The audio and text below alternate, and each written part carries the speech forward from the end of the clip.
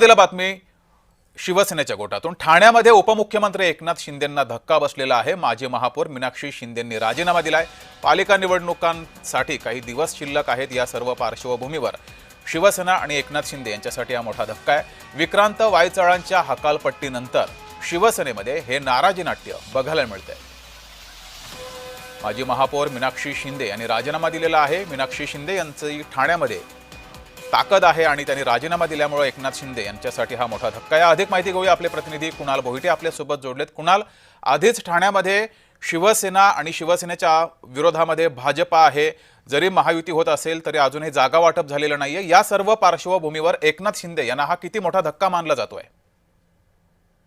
जगदीश, एकंदरीत पाहायचं झालं तर ठाणे महानगरपालिकेची निवडणूक लागल्यापासूनच एकनाथ शिंदेंना कसं कोंडीत पकडता येईल यासाठी विरोधक कामाला लागलेले आहेत आणि अशातच ऐन निवडणुकीच्या तोंडावर अशा प्रकारे राजीनामा, म्हणजे ते पण ठाणे महिला जिल्हा आघाडी प्रमुखांचा राजीनामा, हा सगळ्यात मोठा धक्का एकनाथ शिंदेंना मानला जातोय। काही वेळापूर्वीच जे मनोरमा नगरचे शाखा प्रमुख आहेत विक्रांत वायचळ यांच्यावर पक्षाने कारवाई केली। त्यांनी पक्षविरोधी कारवाई केल्यामुळे त्यांची हकालपट्टी करण्यात आली आणि विक्रांत वायचळ हे मीनाक्षी शिंदेचे कट्टर कार्यकर्ते समर्थक समजले जातात आणि याचमुळे या नाराजी नाट्य आपल्याला पाहायला मिळत आहे। मीनाक्षी शिंदे यांनी लगेचच या संदर्भात आपला राजीनामा देखील पक्षाकडे सुपूर्द केलेला आहे। त्यामुळे या नाराजी नाट्याकडे पक्षश्रेष्ठी कशा प्रकारे पाहत आहेत? मात्र कुणाल, विक्रांत वायचळ यांची का हकालपट्टी केली? त्यांनी नेमकं काय पक्षविरोधी काम केलंय?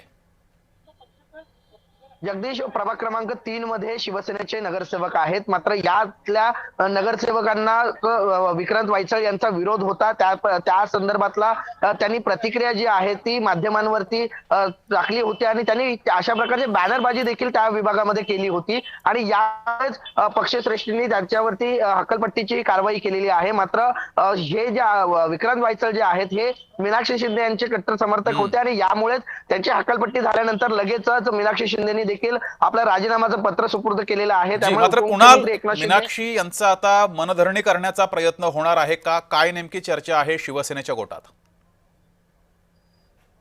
ज्यावेळेस मी जिल्हा प्रमुखांना फोन केला, शिवसेनेचे जिल्हा प्रमुख खासदार नरेश मस्के यांना ज्यावेळेस मी फोन केला त्यावेळेस त्यांचं असं म्हणणं होतं, मी अद्याप पाहिलेलं नाहीये, काय नेमकं प्रकरण आहे हे जाणून घेतो आणि मग प्रतिक्रिया देतो।